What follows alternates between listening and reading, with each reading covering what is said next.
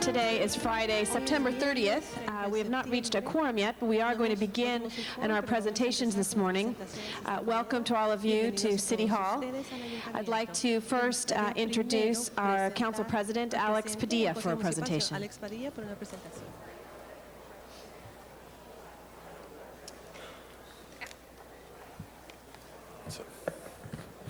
Good morning, colleagues. Thank you, Madam Chair.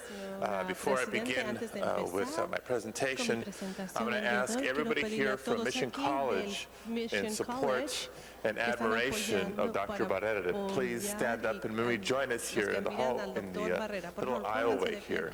It's the only way we can do this properly. Come on forward, come on forward. This is really a community presentation, and Councilmember Cárdenas as well. Colleagues, today we celebrate with mixed emotions the promotion of Dr. Adriana Barrera, who should be a familiar face to all of you. She was the 7th Council District Woman of the Year award recipient last year. And at the time I had a chance to read off her wonderful accomplishments and accolades from her entire professional career in the field of education. And we must have done a pretty good job, because on September 7th of this year, the Los Angeles Community College Board of Trustees elected to appoint her to the position of Senior Vice Chancellor of the Los Angeles Community College District.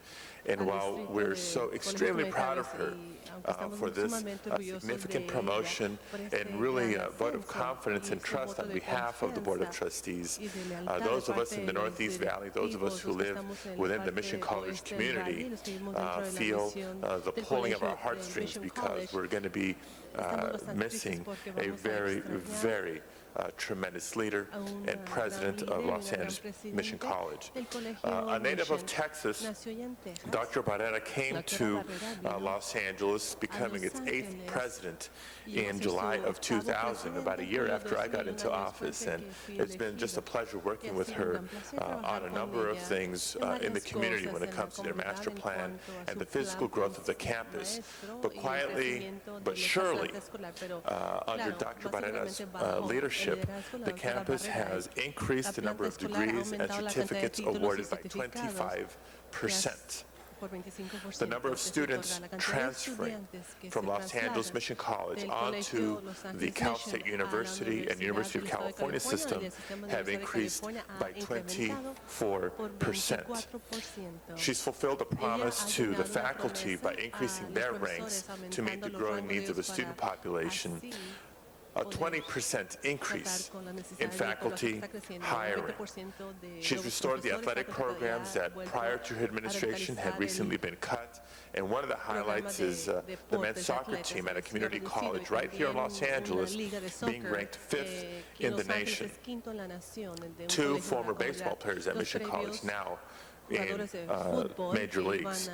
And of course, none of this would be possible. The athletic infrastructure, the community infrastructure, the classroom infrastructure, and the physical administrative space for a growing campus if it wasn't for the master plan developed and shepherded by Dr. Barrera. She's been a tremendous champion for Mission College, a tremendous and effective leader in the Northeast San Fernando Valley. No wonder that the Community College Board of Trustees needed her leadership and called upon her to help serve the community college district as a whole. And we just wanted to bring her into council one more time to say thank you and to say congratulations. But before I formally present the resolution, I'm going to ask my colleague, Councilmember Cárdenas, to say a few words.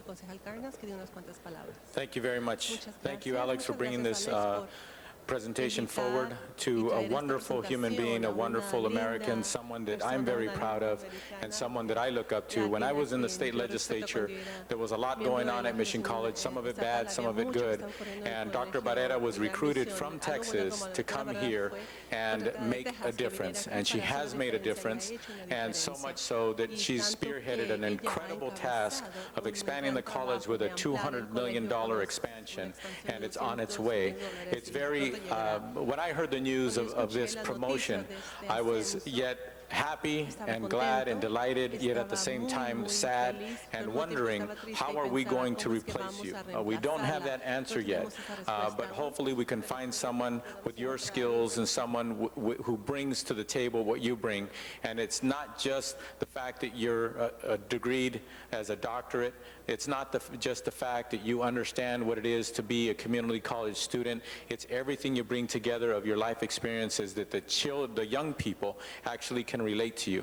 Those are the kinds of qualities that you've exuded there, and those are the reasons why you've been so successful. And our Mission College is now a college that people look up to and a college that people actually look forward to going to, where in the past it was in disarray and it was a college that didn't have a very good reputation. Thank you very much for all the work that you've done. I know that you're going to do more at the district level, and I hope and pray that we can find someone of your stature to have that position now at Mission College. Congratulations.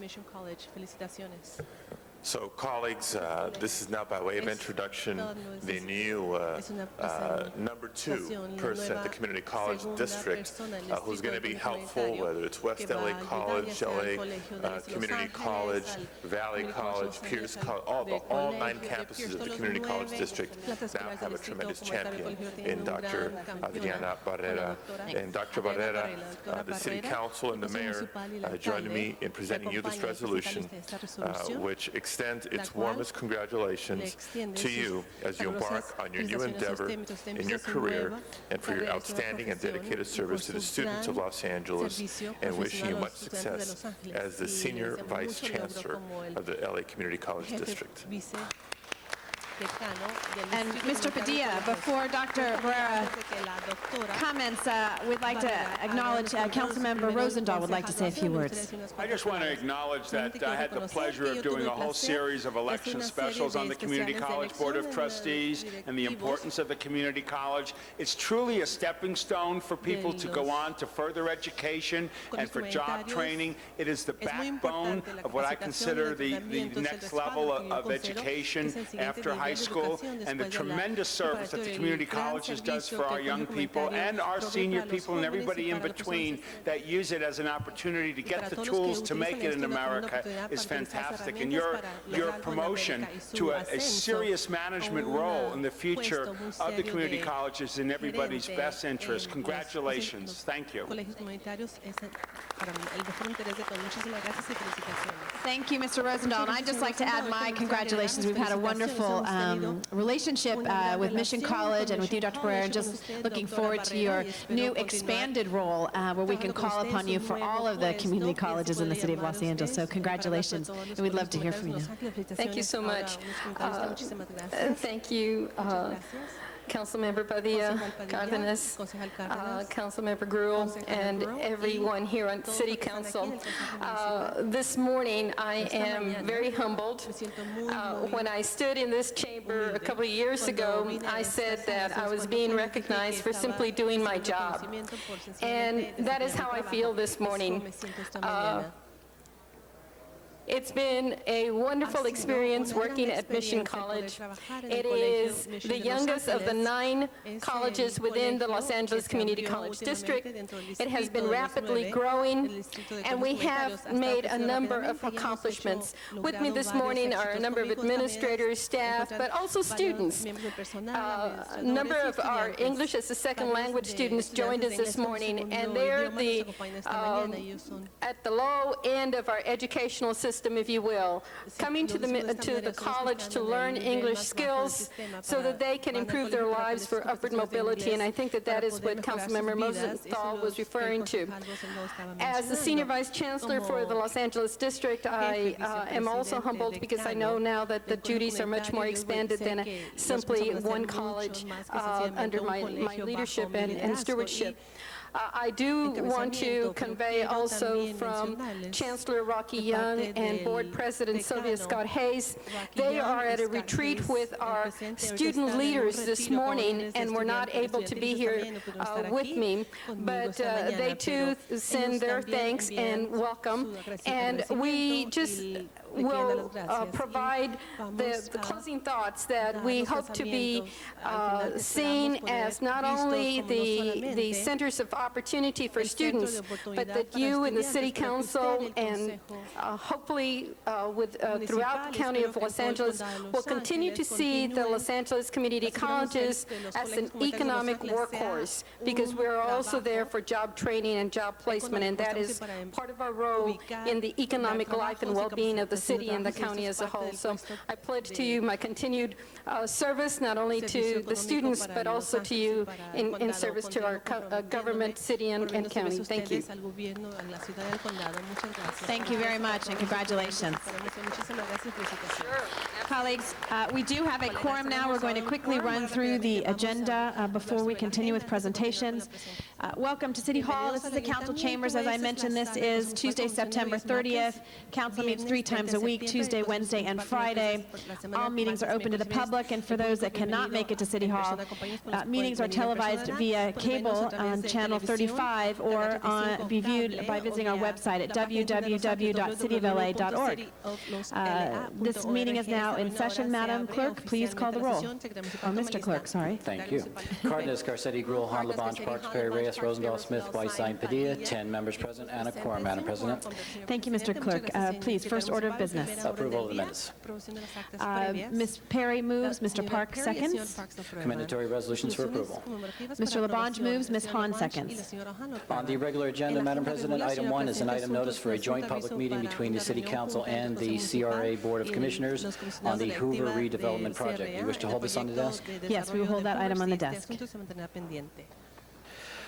Next is items 2 through 7, which are street lighting district items, notice for public hearing.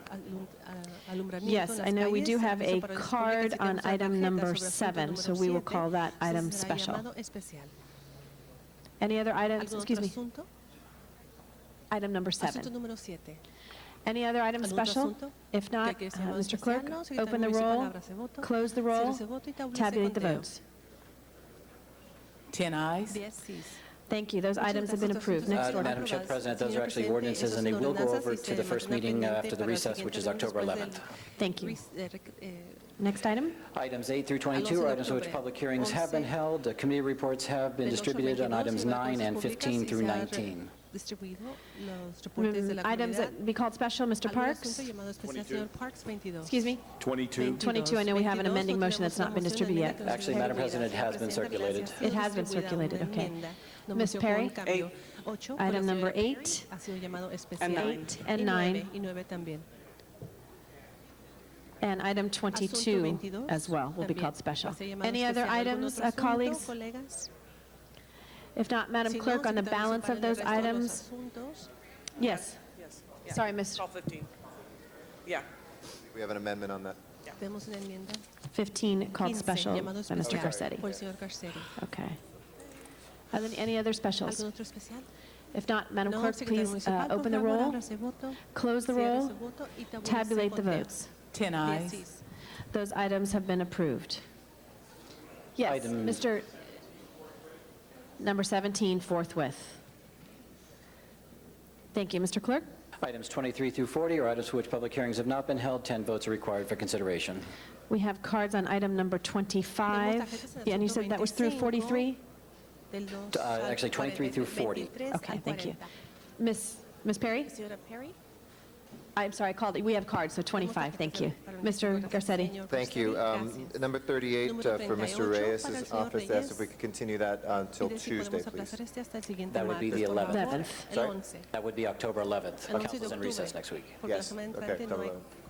Mr. Parks? 32. 32, it's been called special. Any other items? Mr. Rosendahl would like to call item number 40. Any other items? If not, Madam Clerk, I will open the roll on the balance of the items, close the roll, tabulate the votes. 10 ayes. Those items have been approved. Mr. Clerk, next items. Item 41 is an item for which public hearing has been held, and the Commerce Committee has submitted its report, and that's been distributed to all members. That item is now before us, item number 41.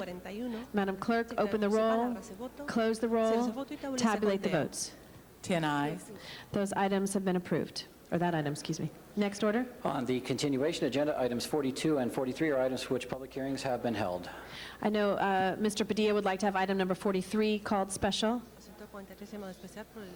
Any other? Mr. Labange. Just 14th, forthwith on number 14th, 1-4. Okay. We'll do that in just a moment. Okay.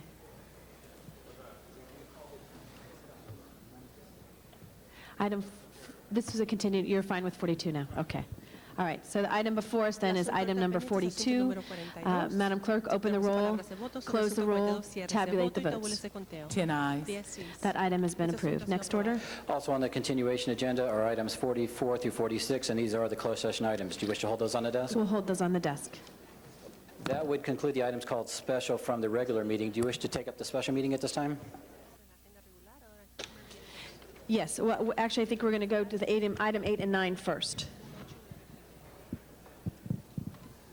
And just a reminder, Mr. Labange had item, I think, 14 called to go forthwith.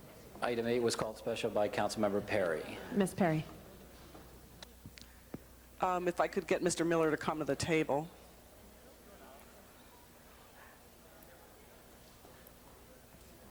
And explain what options the city may have with respect to the creation of a community taxing district.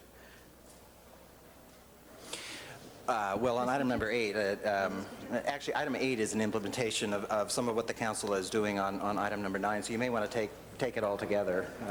They take them with 8, 9, and 11 is peripherally related. But, is that okay? Yes, we did Actually, approve item number 11 already, unless you want to have it reconsidered and bring it back? No. Okay. So item 8 and 9 then are before us, and Ms. Perry, please go ahead. Okay. What I would like to do is very briefly go through a PowerPoint that we presented in committee that explains the deal and how we got here vis-a-vis the MOU that the council approved in February. Mr. Miller, if you could just hold on. I know there's a lot of people here in the room today, and we have presentations, but if we could ask people to hold their conversations to a minimum or go outside if they need to. It's a very important issue before the council this morning. Okay, as the screen is being set up on the PowerPoint, there we go. As you know, the council approved an MOU in February that provided the basic framework of a deal to build a convention center headquarters hotel. It's a project that's been in the makings for more than 30 years, and it is vital to the success of the convention center and economic development downtown. I'll quickly go through where we are today and explain the need for the hotel. As you can see, since 99-2000 timeframe, the convention center bookings have dropped off substantially. And in the 05 figure, there is no evidence that there's anything that's going to turn that around. And the primary reason for that is the lack of the headquarters hotel. This second slide shows the problem. Essentially, the competition has, within walking distance, in some cases, thousands of more rooms than we do. As this shows, San Francisco, Anaheim, San Diego have well over 5,000 rooms, and Los Angeles is last with just 400. With this new hotel, we will still be substantially below the competition, but it does provide the critical mass of rooms adjacent to the hotel that will allow us to compete. Now, the problem, and why we're here today, is the hotel is expected to cost $413 million to build. Now, the NOI that Mr. Bolton on my left calculated shows that the hotel could generate generate perhaps in the $230 million range, leaving an $183 million gap. And that is why the developers came to the city. So what we have before you is a proposal to partially close that gap. Of the $183 million, approximately $62 million of that can be raised through the city proposal that is before you today. And I will go through that proposal now. First of all, the proposal is for the hotel to capture the transient occupancy tax that it generates itself for a period of 25 years. Now, the MOU approved in February indicated that they would get it for 20 years. The reason we extended that by 5 years is the MOU also had a $10 million grant from the city, from the general fund, and we were able to get that off the table. In exchange for giving up the $10 million grant, they asked for the additional 5 years of TOT. Today's dollars, that's about $7 million or $6 million, so we've actually saved $4 million through that. The loan piece, which is also before you today, from the CRA, originally it was $22 million. Before you today, it's now $16 million, and it's all coming from CRA funding. The general fund portion of that, $12 million, was taken off the table. Now, there is an element here which I'll get into momentarily. This would require a swap of Bunker Hill money for general fund money in the city's housing trust fund. An issue came up in Mr. Garcetti's committee on Wednesday that I'll address shortly on how we've been able to work that out.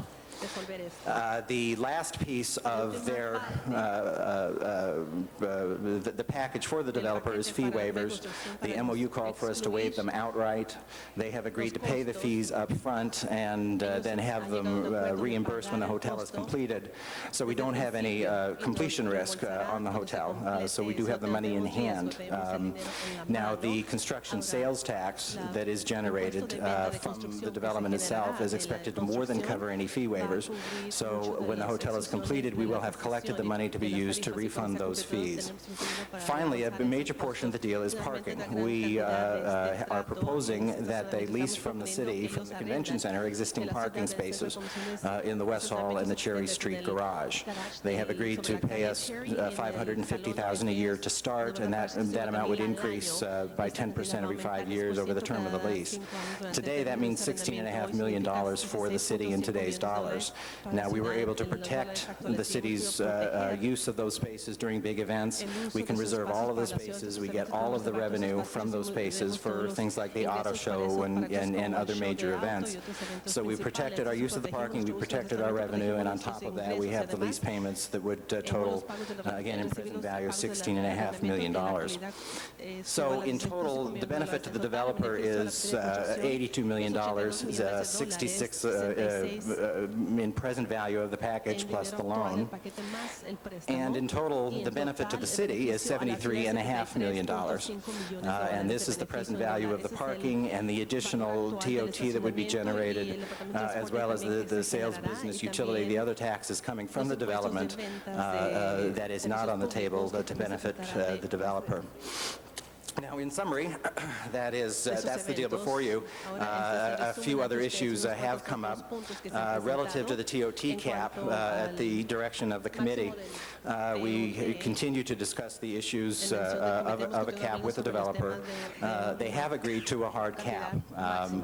The proposal was $246 million over the 25 years, and when we split 50-50 any overage, they have agreed to cap that at $270. So what would be before you, if you choose to adopt it, and we have language to this effect, is that they would get $246 million. Every dollar over that to 270 would be split 50-50, and once they hit 270, all of the TOT would come to the city. So that's one issue before you, and if you want to proceed with that, you would need to approve the agreement with the amended language that we do have. I would also like to address the issue of housing. Very briefly, as you know, housing is inordinately complicated, but the swap of Bunker Hill for general fund, there are restrictions on the Bunker Hill money that potentially would have impacted a program that the Housing Department is sending forward to you on low to mod housing with income levels that wouldn't qualify under the Bunker Hill money. They have been able to identify projects that are already in the pipeline that do qualify, and they can swap that money out. So in essence, they can use the Bunker Hill money, and it should shouldn't impact the program they're sending forward to you. As they develop the program and we see the demand for that, if there are any issues that we will come back to you and report back, but they do not believe there will be any impact on their programs for that. Finally, there were several issues that came up in committee relative to the appropriateness of the 10% discount rate. We've reported on that and had actual examples, and the city's financial advisor has weighed in as well, indicating that that is appropriate level.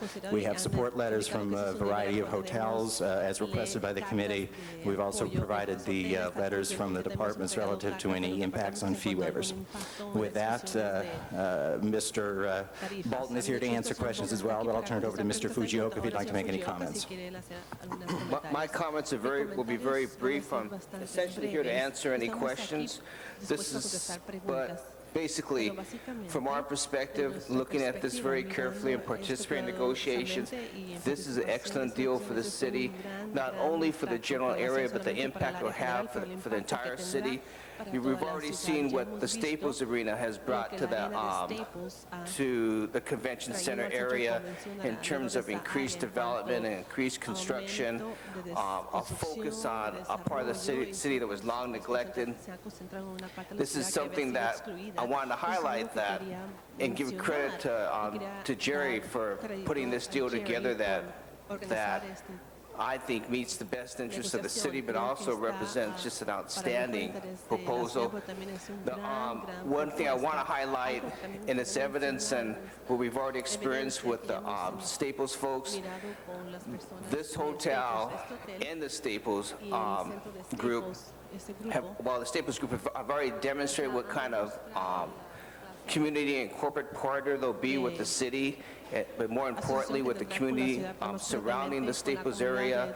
If you look at the community benefits plan that Staples has in place and the plan that the developer has put in place, this will have a significant impact on those who live in the area in terms of job creation, in terms of other opportunities.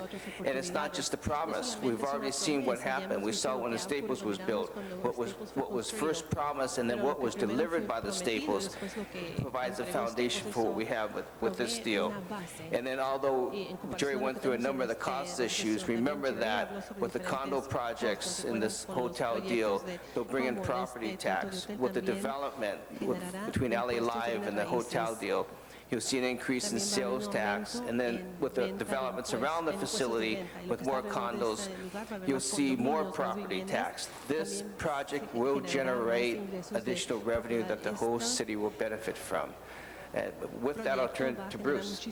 Well, I did also want to add, I must extend thanks to Bill and his staff, to the CRA, City Attorney, certainly Lou Wolf, and Richard Ackerman from Apollo. It's been a long process, and everyone worked very diligently. And now we're here to answer any questions you have. Thank you. Ms. Perry. Thank you very much, Madam Chair. And I have some clarifying language that I'm going to submit in the form of a motion in just a minute. And while I'm waiting for that, since we have taken 8 and 9 together, I understand we do have a few speakers, and we are at risk of losing a quorum, so they're going to be cognizant of that. And also mention that I think Mr. Padilla is going to bring up some comment about this in just a minute, about proposing a hard cap today. I'm not sure, I'll check with him to see if he's going to do the motion or not, but if that is the case, it's unlikely that they would ever reach it. It won't kill this deal. It will still allow the deal to move forward. And let me check with him and see if he's going to do that. But I think we've talked about this over and over and over again, about the need for a city like ours, world-class, to bring us to where we need to be in terms of attracting convention center business. And this will be catalytic and drive the economic development for the region. We've talked about the jobs, over 1,700 in construction, over 700 in permanent jobs, good jobs with benefits for our local workforce. And just again to highlight that the developer has agreed to work with Trade Tech, link them with the hospitality job training program, the Culinary Institute, and it will allow the local businesses to employ more people as well. So I believe this is an investment in the residents and the city family. Thank you for their hard work as well. I am asking for your support today. Let me see if that language is ready yet. Is that second language ready? Okay. Okay. Ms. Perry, do you want to there obviously has been public comment in committee. Do you want to reopen public comment? There are some cards, and they would like to put their position on the record. And I would like to make this, you may stay here because I might not be able to read your writing. Okay, this is from the city attorney, and I guess I need to make a motion to add this clarifying language. Is that correct? I just need an opinion on that. Okay, I'll just make it. And the language is such, Division 6, comma, as enabled by Charter 10, Article 1, Section 6.700, adapted pursuant to ordinance number, whatever the ordinance becomes, adopted of the date herewith. So I want to add that in. We'll have the CLA type this up so I can officially put it in, but I wanted to make it now as a motion, and it's clarifying language. It's just technical clarifying language. Do I need to make that as a motion? Yes, just as an oral motion. Okay, so can I get a second on that? Okay, thank you. Thank you, Ms. Perry. We'll now, colleagues, open public comment. We would ask the speakers if they could put the remarks within 1 minute each. So we're going to ask the speakers, and if you could line up so we would be able to move quickly through this item. The first is Brian Fitzgerald, the general manager at the Westin Bonaventure Hotel, Chris Sutton, Kevin Norton, Victor Franco Jr., Maria Elena Durazo, and then we'll call the additional speakers momentarily. Good morning. My name is Brian Fitzgerald. I'm the general manager of the Westin Bonaventure in Los Angeles. And with your vote today, the citizens of Los Angeles are finally being shown the financial impact of the subsidy to the Convention Center Hotel by the City of Los Angeles. The taxpayers deserve to know the amount of the subsidy and the benefits to the taxpayers. Still, a question that no one can answer is what guarantee the taxpayer expenditure will actually benefit the downtown business environment as the city has promised. What we do know is that similar promises in other cities have not been realized. Most recently in Houston, where a similar development was built, average rates plummeted in the existing hotels, and the projections made by the consultants were not met. Unfortunately, the full negative impact of that city will be felt for years. The proposed 14% subsidy to the new Convention Center Hotel in Los Angeles will create an unfair business environment with the convention community, and therefore will drive down rates and occupancy tax. It is likely that the Convention Center will continue to generate less income and continue to be a huge financial drain to the city.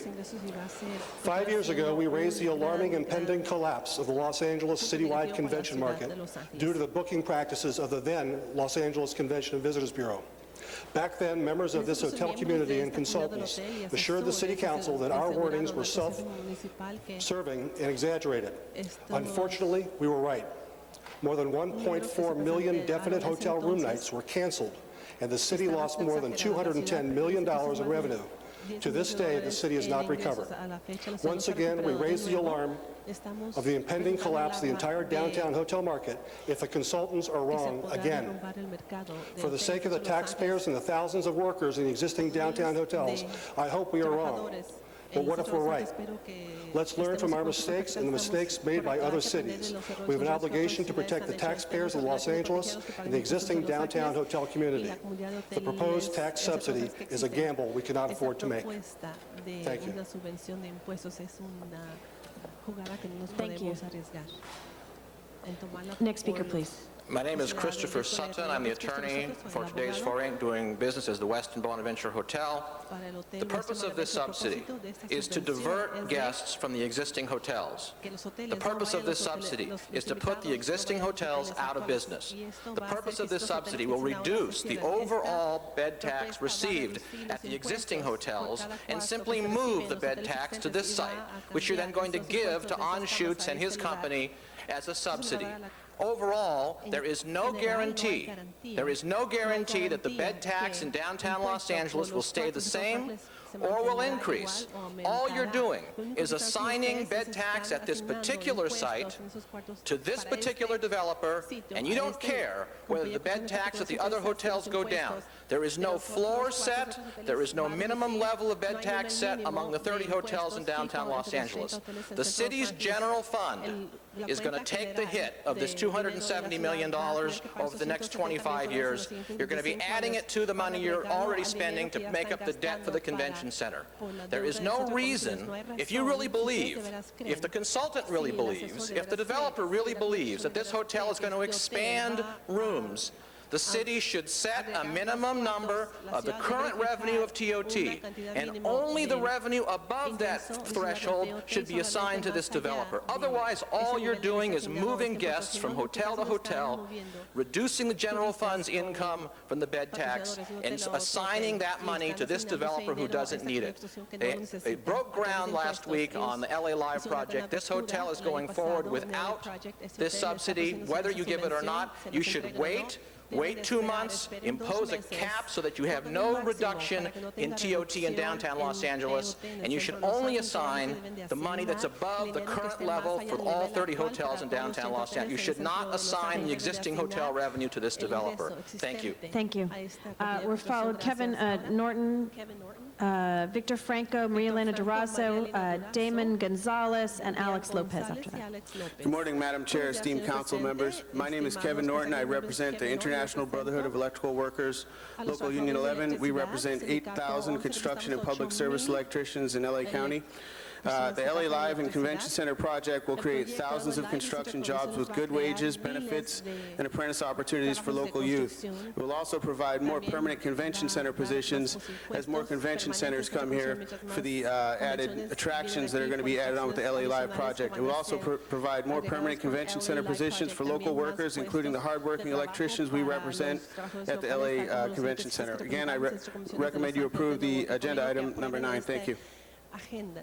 Thank you. Mr. Franco. Morning, members of the council. Victor Franco, Jr. with Central City Association. CCA is in support of the agreement before you here today. Obviously, many of you know the shortcomings of the convention center, but there's light at the end of the tunnel, and we know that this hotel will bring more guests to Los Angeles, make the convention center profitable, and also add to the already undergoing revitalization efforts that are taking place here in downtown.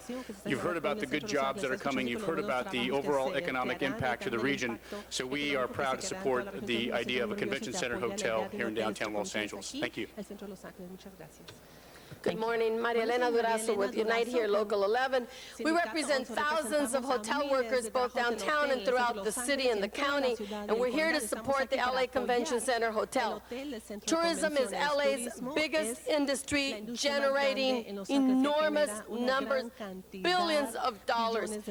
The sky is not falling. If we support this, and if this was true that this was going to have an impact and put every other hotel worker out of a job, we would not be here with you, expecting you and asking you to support this program. We understand this industry. We need a convention center hotel. We have been fighting for a convention center hotel for many years, and now what we have is the kind of model that should be duplicated by the same developer and by the same operator in other parts of Los Angeles, and that is the involvement of good-paying jobs with benefits, which we need to deal with poverty in Los Angeles. We need private investment, and we need the support of the government and the public sector. That's what's involved in this project. That's why this project is worthy of you taking some risks, yes. And lastly, I'd like to say is that we need to be able to have this kind of policy apply throughout the city of Los Angeles and not piecemeal. And with that, I would urge you and our new mayor to look at tourism for what it's worth. It's an industry that is extremely important to us, needs to be much more thought through, and I would hold this up as a kind of project that should be duplicated and seen as a policy for the entire city of Los Angeles. And I want to thank Tim Leiweke in particular and everyone who's worked on this, because it is deserving of all of us and all of our support. Thank you very much. Thank you. Next speaker. Very well said, very well said. My name's Damon Gonzalez, and I have 16 years experience in the trade show and special events industry. Therefore, I'm here today to speak in favor of this project. As the bar graph demonstrated, we need it. The reason for the loss in trade shows is the fact that we can't compete with the other cities. At the risk of being redundant to all of you council members, we need to be able to compete with cities such as San Diego, etc. We need to, and we have that. Many of the associations that I have spoken with would love to come to Los Angeles. However, their attendees and their exhibitors don't prefer LA simply because of the fact that there's no nightlife, there's no place to walk to, and that's what the beauty of this whole LA Life project is about. Thank you very much. Yes, Mr. Lopez, I know, followed by Mr. Lewicki, who is on crutches there, so be lined up after that. Thank you. Good morning, Madam Chair, Council members. My name is Alex Lopez. I'm with the Painters and Allied Trades District Council 36. We are in support of this hotel, not only because it's a need for the city of LA, but it also provides good wages and benefits, utilizes the local apprenticeship programs, utilizes local hiring, and more important, it creates jobs where people can be proud of what they built. And AEG and the building trades have a little bit of history. We built the Staples Stadium together, and that was done on budget and under 6 months under schedule. We did the Home Depot Center together, another project done on time and under budget. But most importantly to the construction workers is AEG leaves a little memento there with them, and he leaves a plaque somewhere on the facilities with each of the construction workers' names, so they can bring their families back and sit and be proud and say, I was a part of this, I built this. And for that's very commendable. But the Painters and Allied Trades are definitely in support of this project, and we hope that the City Council approves it. Thank you. Thank you. Mr. Lewicki, followed by Richard Slauson, Don Gutra. Thank you. Thank you. First of all, side note, thank you for your commitment to ADA requirements. They come in quite handy. I want to just clarify a few mistruths. First of all, to the city, to John Ferraro, who started this mission, and to the CLA's office, thank you for 8 years' worth of hard work. It's been a long, hard road, but we're here finally. To the Labor Coalition and our partners in the Figueroa Coalition, thank you for once where labor and the neighborhoods were part of the vision, not buying into the vision. So thank you for your support. Here's the fact on this project. Don't listen to the mistruths. This is $4.4 billion in private investment, not impact, private construction cost.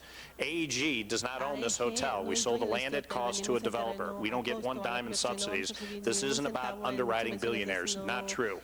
The only money spent on this hotel is TOT generated from the hotel. The fact is, more monies will be spent from the general fund on the frivolous lawsuit and an initiative than will ever be spent on this particular hotel. That's a fact. As to whether or not we build the whole district, we're going to, in good faith, because we are great partners to this city, we committed $1 billion last week to go ahead with most of LA Live. Regal Cinemas and a 15-screen Cinemaplex, the ballrooms, the meeting rooms, and the second hotel across the street are dependent on this hotel. Those that tell you this hotel happens without the subsidy do not know the facts that they speak of. And then finally, as to the relationship to the rest of the hotels in downtown Los Angeles, here's a fact. Over a half dozen hotels have been announced or under development because of the Convention Center Hotel in downtown Los Angeles. The existing hotels, and let me use the Wilshire Grand as an example. If this hotel subsidy is approved and the hotel becomes a reality, the Wilshire Grand has already committed $40 million in renovation to their hotel in conjunction with the downtown hotel. Those that say at the end of the day this is not a project or a subsidy that is favored by the downtown hotel communities are inaccurate. And finally, let us not forget, ladies and gentlemen, the Bonaventure was built with a subsidy from the CRA. Thank you for your support, and thank you for all of our partnerships. Thank you. Mr. Slauson. Good morning, Madam President and council members. I'm Richard Slauson with the Building and Construction Trades Council, and I've brought some of our Building and Construction Trades Council representatives here this morning to support this project, to let you know that we're 110% behind moving forward.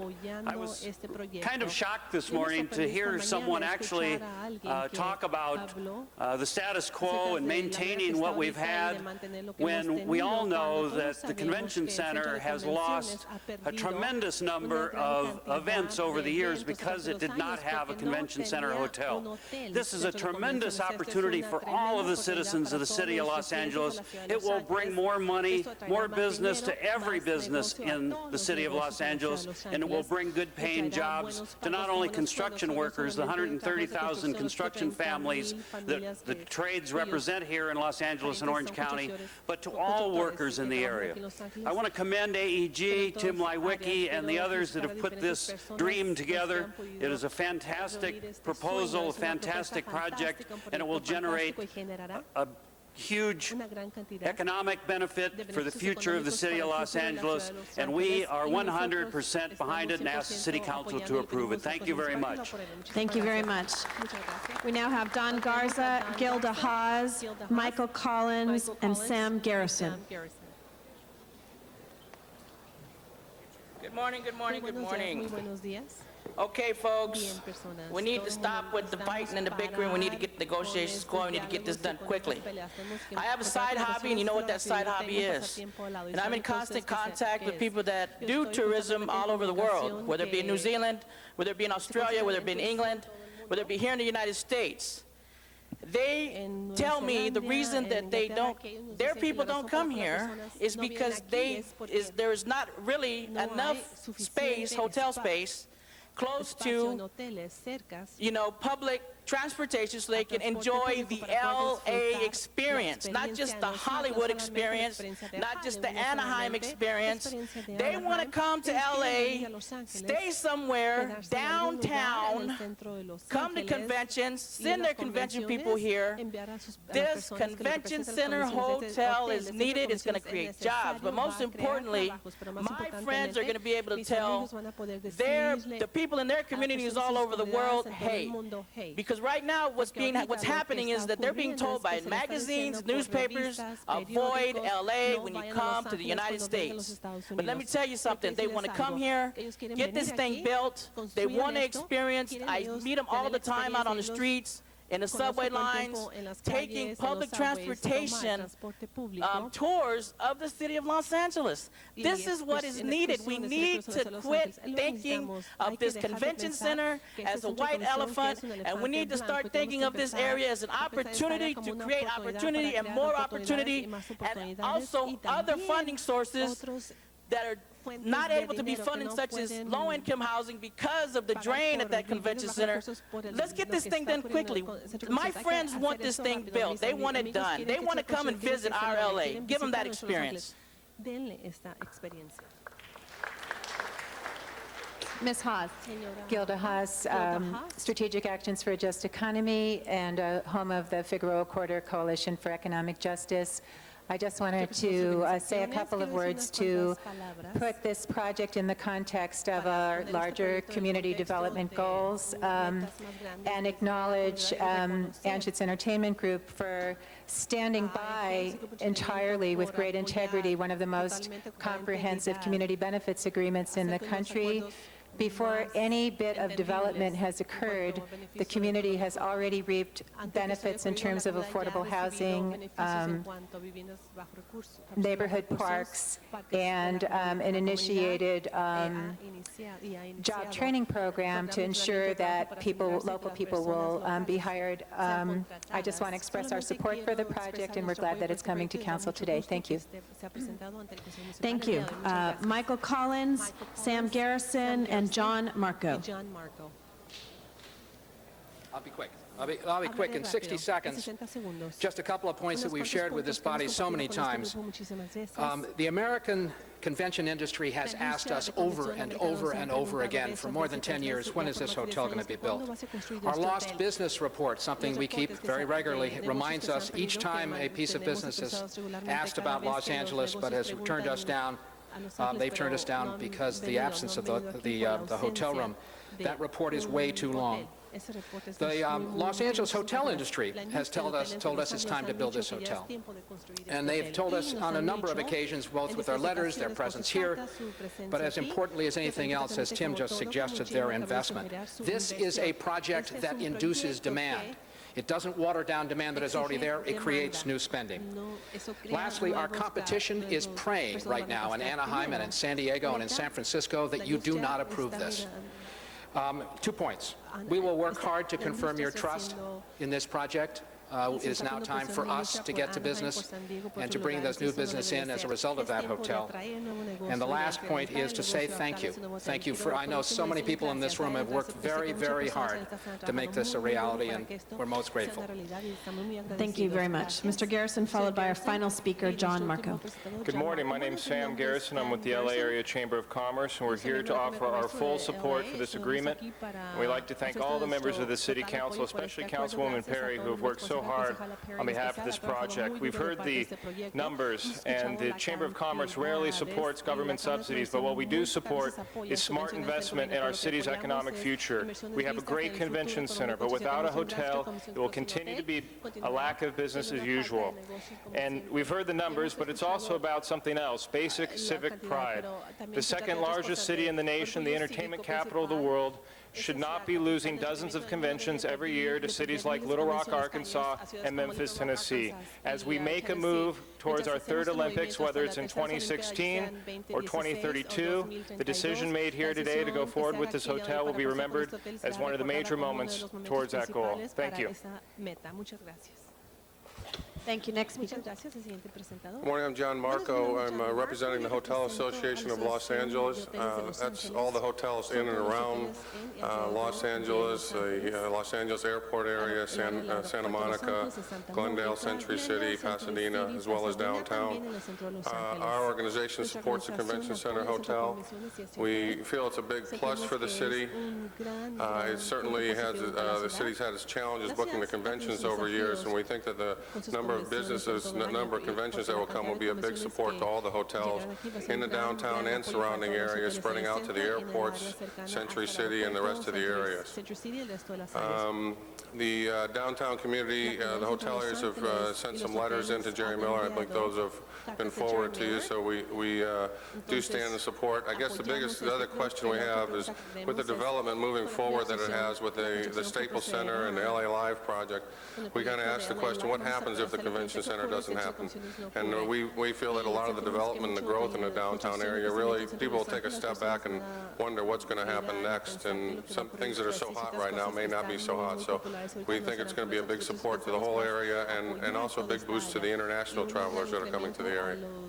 Thank you. Thank you very much. That was our last speaker. I'd like to just enter in the record, Craig Fleischman also submitted a card. Our first speaker, the public comment period has now closed, is Mr. Padilla. Thank you, Madam Chair, and I want to commend both the staff for all the hard work that they've put into this, as well as all the partners in the deal. It's not just a city AEG thing, it's not just a city Lou Wolf thing, it's not just a city Hilton thing, it's a number of parties have had to work through this. So that being said, colleagues, what we have before us is both a financial decision as well as a policy decision to make today.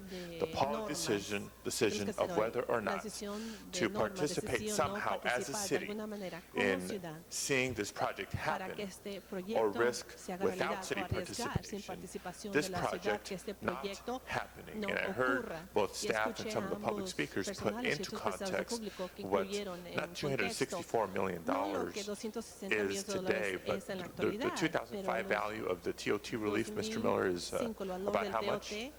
About $62 million. About $62 million in this multi-billion-dollar investment when you look at the Convention Center Hotel, when you look at the LA Life project and everything that's happening in the region.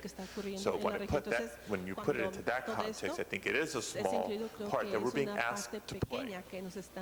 I do rise in support of being a part of making this hotel happen and making this incredible investment in downtown Los Angeles, because it's going to have a regional and citywide benefit. So just a couple quick questions for the staff. First of all, what is the risk to the general fund? There is no risk to the, let me be very clear. The TOT is all of the money that they generate themselves. For purposes of full disclosure, the $4 million in fee waivers that would be refunded to them when the hotel is completed would come from the general fund. But as we indicated, that is, we should generate more construction sales tax from this huge development than to more than cover the fee waivers. So in essence, there is no risk to the general fund. And again, for the record and in full view of the public, right now, how much TOT and sales tax is being generated off that site? There is no TOT or sales tax being generated off that site right now. So we're taking a parcel of land within the city and making it more lucrative for the city by being able to generate funds off of better use of that site. Exactly. Okay. Now, that being said, colleagues, I would only rise in support of this if we were also only participating in the right way. To blindly forgive TOT for 20 years, 25 years, without limitation, without knowing anything better than an estimate, I would not be supportive of. So when the framework for this MOU was first coming through the council, one of the instructions that the council gave to you, Mr. Miller, was to negotiate a cap in TOT relief. Can you give us the status of negotiating that cap? Sure. Well, initially, when we put that on the table, they said they would only agree to that if we guaranteed a minimum, and that would have risked the general fund. So through the process of the negotiations, what we brought back to your committee, Mr. President, is a sharing of the amount over the $246 million split 50-50. Now, subsequent to that and subsequent to the committee hearing, we continued to talk with them, and they have, as recently as late yesterday, early this morning, agreed on, in fact, a hard cap. So the proposal that is before you today would be the $246 million, and we would split it 50-50 until they reach 270. At that point, the city they would no longer be capturing any TOT. So all of the upside at that point would go to the city. And does that affect the 25-year time frame of TOT relief? No, that does not affect the 25-year time frame. So it's, TOT relief up to 246, sharing 50-50 beyond that, either to the 270 mark or the 25-year mark, whichever comes first. That's correct. And colleagues, I just think that's so important because anything can happen. Number one, what if this hotel is much more successful than we're actually predicting?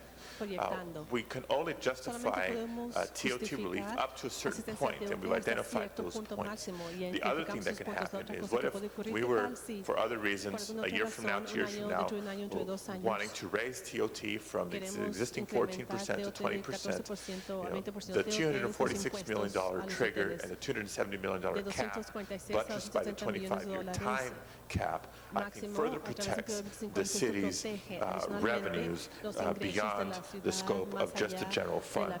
Now, Mr. Miller, do we have a way to monitor the progress, the performance of the hotel now, give an annual report to see how we are based on our projections, if the hotel's performing better or not as well? We do. Each hotel reports their TOT individually, and our Department of Finance does have access to that information. So we will know exactly how much hotel tax they are generating. So we'll know if it's well before the 25-year time frame, if we're going to be ending the relief. Absolutely. Okay, and that'll be coming to the council on an annual basis for review. Yes. Okay. And because there's multiple partners, as I mentioned before, this is a Hilton hotel. The Hilton Corporation has a number of types of hotels. Have we further specified in the language what type of Hilton we're asking for here? Does the language specify? It does. I'm sorry, what exactly did it say? Correct. Well, again, rather than getting into specific brand names, and yes, Hilton does have different classes of hotels, but we have added the language first class, which would obviously mean first class, the top of the line Hiltons. Okay. And which is much more clear and much more committal than the first draft of the agreement before us. Correct. And just a couple more questions, colleagues. I know time's of the essence today. The labor that's going to go into the construction and the ongoing operations of the hotel, where are we in terms of local hiring, local contracting, prevailing wages, that category? Okay, well, they certainly do have to pay prevailing wage. They would have to comply with the city standard provisions as well. They have an aggressive local hiring program and local outreach, and the actual numbers are in the report. They well exceeded 50% local hiring on Staples themselves, so the developers have been very aggressive in the outreach, and that local hiring is within a 3-mile radius, and if not within the 3-mile radius, then within poverty census tracts. So it's one of the most aggressive programs we've seen. And you addressed my follow-up question as to whether this development team has a track record with the city. Indeed, they have one, and they've exceeded the aggressive goals previously. So that gives me a big comfort level in working with them on this deal. And my final area of questioning at this point is people... Yes, we're going to go to the next speakers after you. We're about 2 minutes over, so please go ahead. People often ask, well, what's in it for the people of Los Angeles? Is this a tax giveaway or not? We've already established this isn't a giveaway of any sort. But for the people of Los Angeles, is there a community benefit agreement to point to? What's entailed with that so that we know this is truly a win-win for the city, for the developers, and for the community? There is a community benefits agreement, and that again includes local outreach, it includes apprenticeship programs, it includes working with Trade Tech, it includes affordable housing, it includes traffic mitigation measures for the impact on Pico Union. So it's a very wide-ranging community benefits package that was negotiated with the community, as Mr. Lewicki indicated. They've also committed to an ongoing local marketing program that would include, rate discounts and packages and others, so that during times when there aren't out-of-town conventions for trade shows, the auto show and others, that the local community can spend the weekend down here as well. So it is an aggressive community benefits program. So thank you. And just in conclusion, colleagues, this and many other questions and issues were raised in the committee to make sure this was a responsible deal. It's clearly comprehensive. We're working with the development team that the city has a track record with. I feel very confident in supporting this project, but urging you to support it as well. From a community standpoint, from a financial standpoint, the city is very well protected. This is going to be a great project. Thank you, Mr. Padilla. Next speakers, and just colleagues, we do have a danger of losing quorum this morning, so brevity would probably be appreciated. Councilmember Garcetti, followed by Councilmember Rosendahl, Councilmember Zine. Thank you very much, Madam President, and thank you to all of our guests who spoke here today and all the people who have been working so hard on this issue. I just wanted to highlight a couple things, and I appreciate Mr. Miller, you clarifying the housing issues as we brought this to the Housing Community and Economic Development Committee, both to look at housing issues, but also the CRA involvement in it. First, I want to thank the developer on this, because showing that you can actually step up and do affordable housing at a high percentage, 20%, and make that work is a very significant message to send out in the city, that we're willing to work with folks to do that, but that as we have these large developments, that they don't have to just be luxury apartments. They can actually help some of the people who will be working in a place like LA Live to live right there, thus decreasing traffic and increasing the quality of life. So I want to thank them for that. We have also resolved, I believe, the issues, and we're ongoing discussions, but we've resolved for now the issues between the Housing Department, which wants to do some programs to allow folks at a higher income level but middle class to do some home ownership programs, and the money that we switched out. I think that we're clear about that now. I appreciate those conversations. Again, just as a heads up, I think you had both sides wondering, folks from CRA wondering if housing was trying to kill it, housing saying, why didn't we get talked to?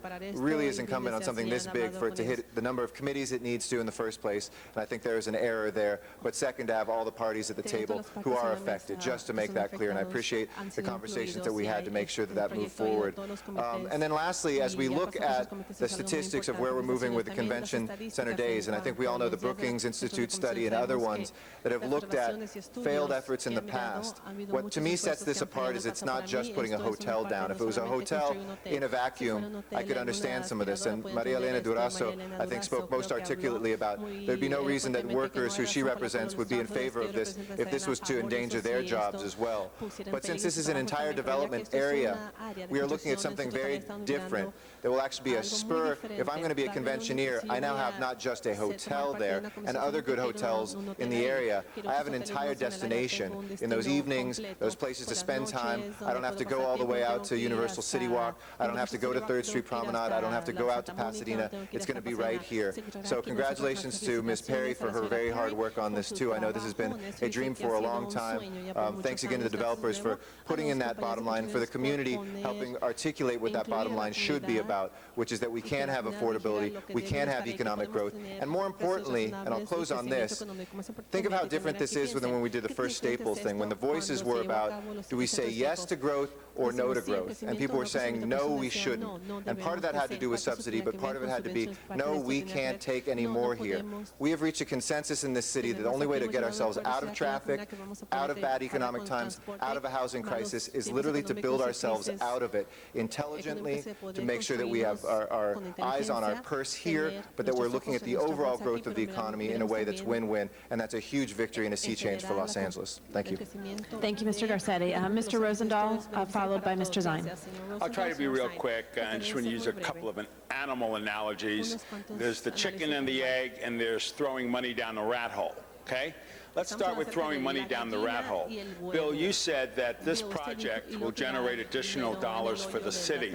Tell me about the convention center itself and how much money we lose every year and why.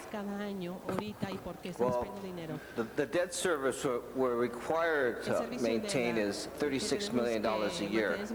But, there's an argument on whether or not that's money well spent or poorly spent, and whether or not that facility is something that benefits the city or doesn't. I'm of the opinion that a city like ours must have a convention center. This project will significantly benefit this project being the hotel, and with that, the LA Live project will significantly benefit the convention center, and with that have a corresponding impact, very positive impact on the. So the bottom line is we're losing money every year right now, correct? Yes, you're right. How much are we losing every year? Well, is that $36 million? $36 million a year. That's money down a rat hole, unless we do something to stop it, correct? You're correct. Okay. Now, building this hotel will create the energy in the area, more dollars to everybody. It becomes the chicken then that can lay the egg, right? You're right.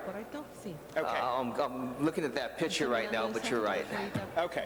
Because the bottom line is I'm a simple guy, and what you're saying is if we don't build a hotel and we don't create that kind of energy around it, we'll continue to spend $36 million a year. True. Okay. So we need to do it, and out of that potential comes more revenue for the city. Absolutely, no question. Okay. And when Maria Elena Durazo got up and talked about the middle class and working jobs, this new Hilton first-class hotel will be a union hotel. Yes, it will. So therefore, we'll get good quality jobs. Yes.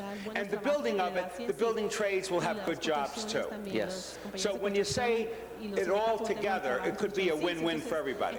Oh, I absolutely feel that. In my opening comments, I mentioned that the AEG group who built Staples, it wasn't just talk. They demonstrated what kind of partner they'll be with the city, what kind of partner they'll be with labor, what kind of partner they'll be with the local community. Okay, so how much of a risk is there for us as a city? I think there's just an upside of this outstanding project. Okay, thank you. Thank you. Mr. Zine. Thank you, Mr. President. Tim, I hope your leg feels better. The fact you hobbled in here this morning impresses me how much this means to you. And also, Jan Perry, I know what you have done to downtown Los Angeles to improve that area. I have some questions regarding the convention center and Staples and how that relates to this. I do support the Staples Center. I do support the convention center. I just wish there was more activity there. What has the Staples done to the convention center? What has it done to help improve bookings or activities at the Staples Center, if anything? Well, I don't know that Staples itself, there are certain events that could use an arena style. The Democratic National Convention, for example, couldn't have been held in the city without Staples. But it was held at Staples, not at the convention center. They had breakouts at the convention center, but the bottom line is Staples in and of itself doesn't really benefit the convention center. What benefits the convention center is those headquarters hotels and the room blocks, so that the meeting planners and exhibitors and board members of organizations can be right across the street from the center. And what's this going to cost Valley residents and Valley business folks? What will this new hotel, bottom line, cost the Valley residents and the Valley business representatives of the San Fernando Valley? How much will it cost them? It will cost them nothing. Okay, what will they lose in tax revenues to the San Fernando Valley? If we do not do this hotel, the entire city would lose in today's dollars $73 million in general fund revenue.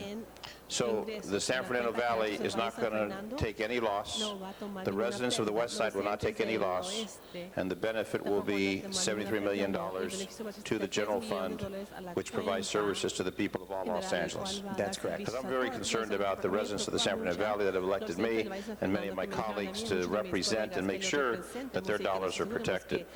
The debt on the convention center, as we heard, $36 million. What's the debt on Staples?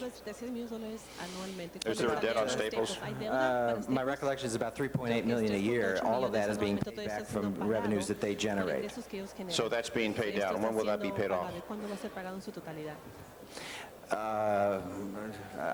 Well, it was, 1998 bonds, and I believe they were 30 years, so that would be 2028, more or less.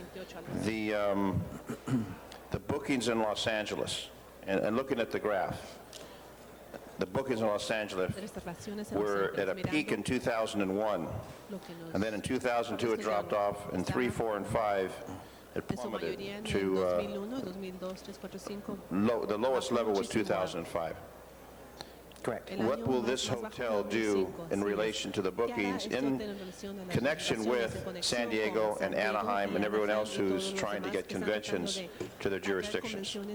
Well, this hotel will turn that graph around and make it go up again. It's important to note that when the convention center was doing very well, it's because the competition was under construction on expansion and hotels, so they weren't available. As soon as they came online, this is when we started to plummet.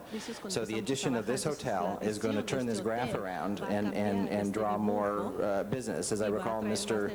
Collins indicated that he expects something in the order of 100,000 hotel nights to be committed as soon as council approves this hotel. Literally, there are meeting planners out there waiting to know that this hotel will be built. And what's our current hotel bed tax rate? 14%. 14%. And to understand, if that goes up or down, how will it impact this project? The commitment is a dollar figure, so dollar amount, not a percent amount, so it would not. So if the hotel bed tax goes up in the city of Los Angeles, there would be a corresponding increase at this facility or not? There would be an increase at this facility, but once they hit the 246 cap, that is it. So in essence, what would happen is that the split, and they'd hit the cap sooner, and then the city would begin collecting all that revenue. Okay, and that wouldn't affect the other hotels in the downtown area? It will not. Mr. Bolton here can speak to that in more detail if you'd like. Could you please? Because I'm concerned about the existing hotels, the Bonaventure, and some of the other hotels that we have in downtown Los Angeles. We heard earlier that some people are concerned that it will take business away versus add business to. And if I came to a convention in Los Angeles, and my next question will be about traffic, and I was housed at the Century Plaza Hotel or Pasadena, it would take me an hour and a half to 2 hours to get to the convention at the convention center or at Staples, then it would be very frustrating to sit on that bus for that length of time because we have a massive traffic problem in this city. which we haven't really addressed. So the question is, the first part, if you please respond to that. Excuse me, all of our expectations are, excuse me, I'm sorry, that this hotel will induce more room nights into the city than it will consume. In other words, that it will be a net addition in terms of room nights to the city of Los Angeles. And furthermore, based on experiences in other cities we've seen with these kinds of hotels, it will also add average daily room rate to the hotels in Los Angeles. The last part, it'll what? It will also add average daily room rate. In other words, the hotels with an increased occupancy and increased convention activity in downtown Los Angeles, the downtown hotels and other hotels throughout the city, which right now is underpriced when it's compared with other major metropolitan areas throughout the country, because of our lower occupancy, those hotels will be able to increase the room rates as well as get additional occupancy. Mr. Miller, don't go away yet. Go ahead. I'm sorry. Mr. Zine, you're also over. If I can ask you to press your button. One more question, I'm done. So that is additional revenue both to the hotels and the city. And the final question, Mr. Miller, traffic, people getting to this location, whether it be Staples or Convention Center or downtown Los Angeles, the 10 freeway, the 110 freeway, they are parking lots for many, many hours, day and night. What kind of traffic mitigation, other than a left turn arrow here or a no right turn there, is going to be put in place so people will have access to get to this destination? There are freeway on-ramp and on-ramp improvements that are required. There is a traffic mitigation fund that's going to be used to do studies all around the center, and particularly in Pico Union. Mr. Reyes has an instruction to come back with some of those traffic calming issues and parking issues and other things that will be implemented. And were you here when the Convention Center was first proposed? No, I was not. Mr. Zine, you lied. You said that was your last question. Well, that was a long question. Next speaker is Ms. Gruhl. And I will be brief as well. Just wanted to ask a couple questions that may have been answered as the noise here has been hard to hear some of it. So clearly, no TOT, current TOT is being invested in this project, correct? That's right. Okay. And additionally, there's been mention of a cap today, correct? And that is an accepted with the developer as well, correct? That's correct. Okay. And are there, I know you answered the question earlier, there's no general fund money that is being used in this project. Again, something that all of us in this council chamber have asked from day one. Colleagues, I just wanted to make a brief comment, and Ms. Perry may remember, I don't know if you remember, Ms. Perry, that there was a building next door to the convention center there that was an energy-efficient building. And this was some 20-odd years ago. We wanted to put a child care center in there. And we were told 20-some-odd years ago, you cannot put a child care center there because we're going to build a hotel at that location when I worked for Mayor Bradley. And every single year we were told we could not build that child care center. But guess what? If we had actually built that child care center, it'd be 20 years we would have had it there. But the point I'm trying to make is it has been tried for decades for us to have a hotel that makes a convention center work. We know how important it is. We know that with LA Live and everything else that is going to be happening in that vibrant area, that it is going to be an economic boom. The one message I want to send today, and I have frequently, and I don't think I see Bud Overham today, but the investment in downtown has been incredible, but I have a Valley Plaza, and he's promised me when he became the CRA head, as well as when he went into the mayor's office, that we were going to invest and use the relationship with CRA in all parts of the city. And so I want to just reiterate that, and I know Ms. Hahn shaking her head next to me, that this investment is important for the downtown area, but we want to, again, and I know Mr. Miller and I spoke about it, about the importance of Valley Plaza in the second council district. But I think it's critically important that we support this today, that some checks and balances have been put in there, and to congratulate Ms. Perry, who has been a constant advocate, and those individuals that were here, both from the unions and the community groups and others, and the business community, who have said its time has come. And I've been around long enough to know that its time has come. So thank you. Thank you, Mr. President. Well, I just have one question, then I'm going to say a few things. Help me understand, is there a labor peace agreement with this hotel? And do we know that? An actual labor peace agreement, I do not know. Yes, there is. Yes, there is. Okay, well, I will say that that is, I think, important for the City of Los Angeles. When we're talking about this kind of investment on behalf of developers and the city, and really, it's kind of a leap of faith, as Wendy said. You know, we've been talking about this for a long time.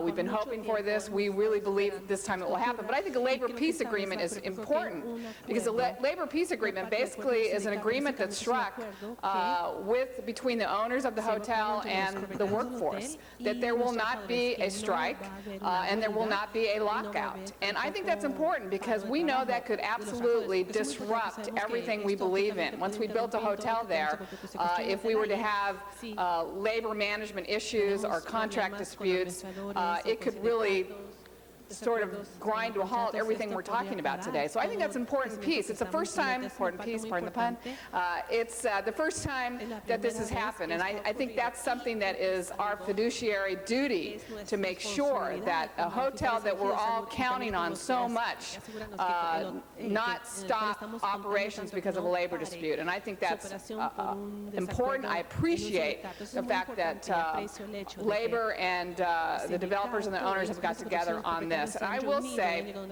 that I support this. I was just yesterday, I made a one-day trip to Palm Springs, and it was the International Conference of Shopping Centers, and it was in the Palm Springs Convention Center, and of course the hotel is right next to it, and there was like 5,000 people there, and part of the events were in the hotel, part of the events were in the convention center, and we walked back and forth all day long. I'm trying to attract new retail and commercial opportunities to Los Angeles, particularly for our LA Mall. Everyone who frequents our LA Mall, would you like to have a few better things down there to choose from at lunchtime? But that's what I'm trying to do. But it showed me how important it is to have a hotel right adjacent to the convention center.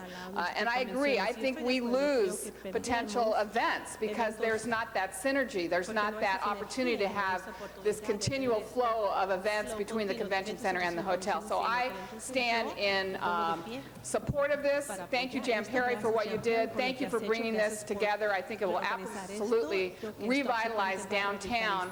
And I stand with Wendy Gruhl to say, I hope when I want to do this in San Pedro, when I want to build a new hotel that will attract more visitors to the cruise ship industry, to our brand new waterfront development that I think will be as big of a draw in the city of Los Angeles as downtown, I hope you will all support me in getting this kind of deal. Congratulations. Thank you, Ms. Hahn. Colleagues, before I recognize Ms. Perry to close, let me just announce it's now just past 11:30. I know a couple of members were excused to leave early today. Quorum is on everybody's mind here. So let me ask Ms. Perry to close, and then also let you know there's a couple of other items that can either quickly be continued or voted upon, so nobody leave yet, please. Mr. LaBonge has now pressed his button. I'm sorry, Jan. I just wanted to rise to support your efforts. I wanted to rise to support everybody who's been involved in here. I know the work that people have done, and I know the importance. If you look at the dynamics of inner metropolitan areas and having hotels and having places that people want to be in. And I welcome that, and I welcome that to any part of Los Angeles, because there's a great old poster I once saw when I was traveling, and it was in a foreign language, but it said, "Welcome the stranger." And hopefully a lot of strangers and Angelinos will get together on Olympic Boulevard, on the area south, at this new hotel, and all the complexes around, and enjoy it. I stand to it, and the CAO and the CLA stand to it. Thank you. Ms. Perry to Call a close. question. Oh, you're the last speaker. Okay, good. Let's vote. That's my comment. Let's vote. Best words we've heard all day. Now,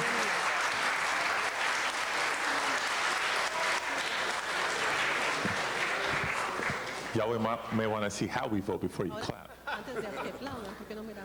We have some amending motions before we take the big vote.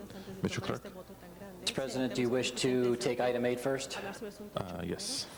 There is an amending motion 8A that has been circulated, and that was the technical amending language to the ordinance. Okay, which I believe we can accept without objection. So on item 8, as amended, please open the roll, please close the roll, and tabulate the vote. 10 ayes. Now, the next vote is item number 9. And there was an amending motion that was distributed to all members. Okay, that was a Reyes motion relative to transportation mitigation. That's correct. I think we can accept that also without objection. There was a verbal amending motion by Ms. Perry, seconded by, I believe it was Mr. Zine or Mr. Parks, also without objection. And just for formality's sake, the issue of the cap, the 264, the 270, make sure that that's clearly identified in the report in our action today. If there's nothing further, let's open the roll on item 9 as amended. Close the roll and tabulate the vote. 10 ayes. Now you can clap.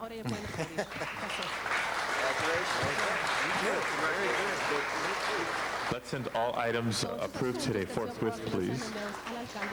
That was items 8 and 9. I understand that amending motions have been circulated on items 15 and 25 since they're interrelated.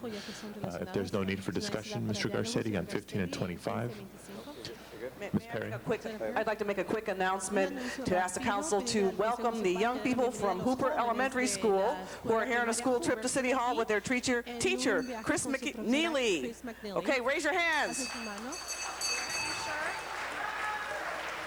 They're very involved and continue to make our city a great place in which to live. Thank you for coming today. Okay, just one quick correction. It's item 15 and 22 that are interrelated. If there's no further need for discussion, let's open the roll on those two items as amended. Close the roll, tabulate the vote.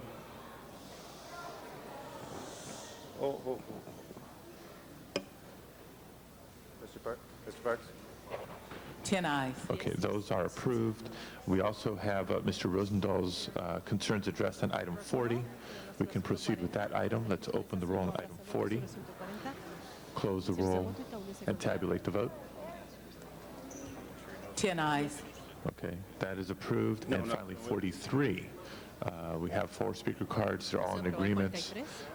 We can now take up 43 on consent. Let's open the roll, close the roll, tabulate the vote. 10 ayes. That is approved. Mr. Parks. Yes. Mr. President, on 22, I had several questions we wanted to ask of staff, so it was in addition to that amending motion. So that's something that we had a variety of issues that we found out subsequent to the committee that we needed to get clarified. Okay, well, before we take up any reconsideration, I understand from the chair of the Housing Committee, these are on deadline. And colleagues, the reality is we're about to lose a quorum. So if we reconsider it to ask questions, it ain't going to happen today. It's not going to be till next week. It's on the deadline stuff is on the special agenda. On the special agenda? So you want to reconsider 22? While we're doing special agenda, let me just look, and I think we're okay with reconsidering it, but let me just check on that real quick, okay? Okay. 40's done. Okay, now let's take a quick recess from the regular meeting agenda. Mr. Clerk, please call the roll on the special meeting. Cardenas, Garcetti, Gruel, Han, Labange, Parks, Perry, Reyes, Rosendahl, Smith, Whiteside, Padilla, 10 members present and a quorum, Mr. President. Thank you very much. The council's, the special meeting is officially in session. First order of business, please. Items 1 and 2 are items for which public hearings have been held. Okay, items, colleagues, public hearing have been held on items 1 and 2. A motion would be required to reopen the public hearings. If there's no such motion, any specials? Seeing none, let's open the roll on 1 and 2 of the special meeting, close the roll, and tabulate the vote. 10 ayes. Those are approved. Okay, next items, please. Items 3 through 6 are items for which public hearings have not been held. 10 votes are required for consideration. And I do not have requests from members of the public to address the council on these items. Public hearings are open and closed. Requests for specials? Seeing none, let's open the roll on those items, close the roll, tabulate the vote. 10 ayes. Those are approved. And again, all items approved today go forthwith. This is the end of our special meeting agenda. Let's now adjourn our special meeting, return to the regular meeting. And Mr. Garcetti on items 22. Okay. So let's open the roll on reconsideration of item 22, close the roll, tabulate the vote. 10 ayes. Okay, 22 is back before us. Mr. Parks, and holding it on the desk or continuing it to the next council meeting? We're going to lose a quorum, so I think we're continuing it either way. Okay. Anything else, colleagues, that we can dispense with quickly? Agenda items. If not, then let's return to presentations, and let me recognize Councilmember Cárdenas and Gruel. Okay. Ahora presentaciones.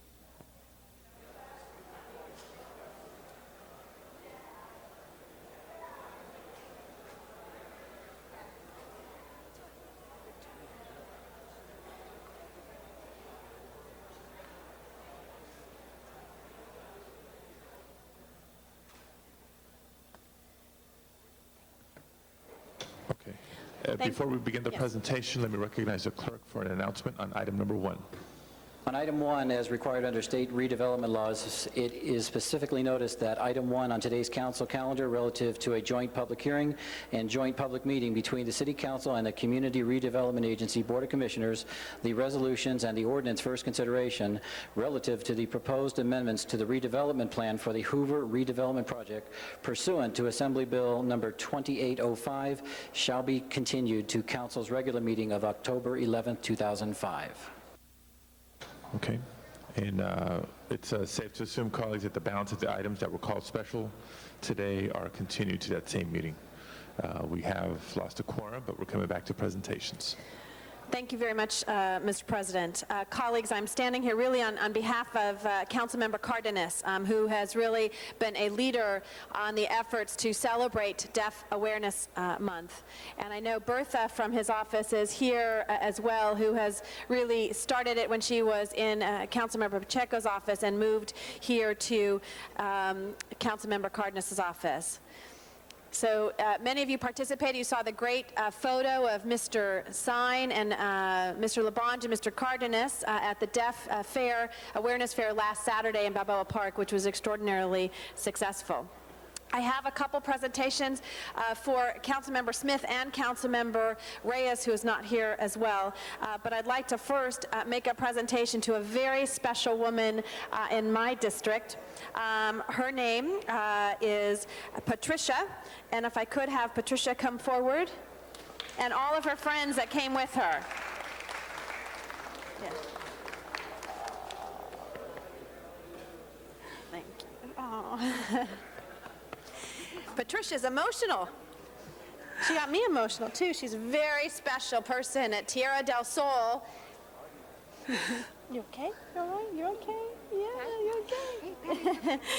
We're going to give you an award here, Patricia, and she is such a very important person. She has multiple developmental disabilities along with severe hearing loss. In addition to her hearing aid, she can read lips in order to understand people. But none of this has stopped her from being involved in the community. She is a participant at Tierra del Sol, and she volunteers for 4 different community organizations: Meals on Wheels at the Senior Bernardi Center, AIDS Project Los Angeles, Our Lady of Lourdes Church, and the Holy Rosary Church. As you can see, Patricia is a very active young lady and someone who is soon to be, we hear, potentially receiving a paid employment through Tierra del Sol's supported employment program. So it is my pleasure, and I hope that all of you will give a big round of applause to Patricia Vincent and all of her friends from Tierra del Sol that are here today. And I have these flowers for you. And this. Thank you very much. Thank you very much. Yeah, thank you. Thank you so much, Patricia, and her 2 sisters are here today, and this is quite an honor for her. I'd also like to recognize Michael Oliver, who is Councilmember Smith's recipient. If Michael could come up. And we have a long resolution here from Michael Oliver, who was born and raised in Massachusetts and graduated from the Learning Center on Deaf Children in Framingham, Massachusetts. He currently is a student at Cal State University Northridge, majoring in liberal studies with a minor in theater. Michael serves as program coordinator for JASK, known as Just Ask, which promotes deaf awareness at CSUN for students, families, and faculty members, and the community at large. Michael was a National Center on Deafness Scholarship winner for the Artist of the Year in 2005. In March and April and May of this year, Michael performed the lead role in Susan Zetter's drama, The Taste of Sunrise. He also has held the role of pilotators in CSUN's production of The Greeks, and many, many other performances, and he currently resides in the San Fernando Valley. So it's my pleasure to honor Michael Oliver on behalf of Councilmember Smith, who unfortunately his father passed away and is not able to be here today, but I know that he would want to say congratulations for all that you do and making people aware of, during Deaf Awareness Month, but every single day, about the importance of helping those learn. And Mr. Cardenas often mentions that, I think he mentioned last week, that the language, deaf, is the third most common, sign language is the third most common in the world. So Michael, it's my pleasure to present you with this proclamation and say congratulations.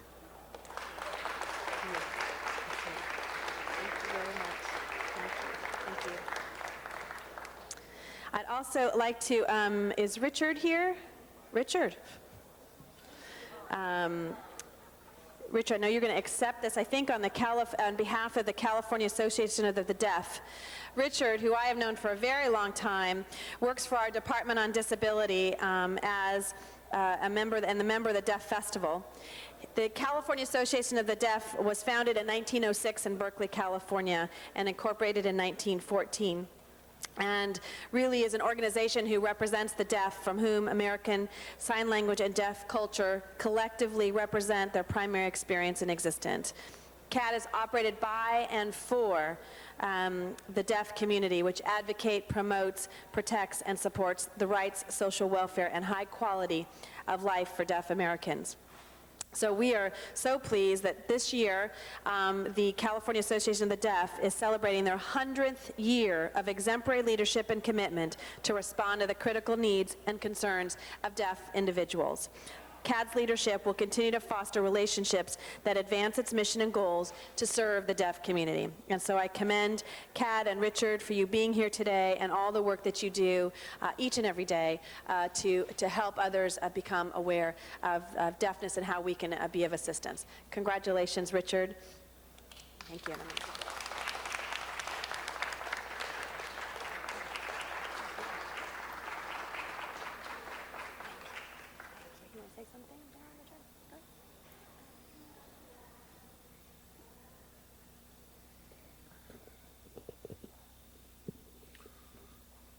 There are several words of importance that I'd like to share. First, I would like to thank Councilmember Cardenas and all of his colleagues, Diane, Gruhl, everyone who has really supported Mr. Cardenas in his effort to make this Deaf Festival possible this past weekend.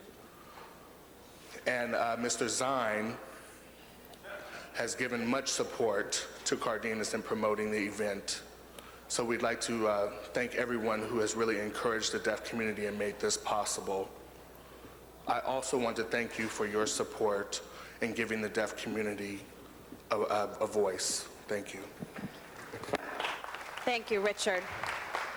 And just brief acknowledgement, Councilmember Reyes had two individuals who had to leave, James Boswell, the CEO, and Dr. John W. House, and president and founder of the House Ear Institute. They unfortunately could not stay throughout the meeting this morning, but I know we'd like to recognize them for their efforts continually, not only again during this month, but every single year. Thank you, Mr. President, for allowing us to make this presentation to acknowledge some pretty extraordinary people today. Thank you. Thank you very much. Our next presentation is conducted by Councilmember Parks, if he's still here. Okay, then let's go to Mr. Zine.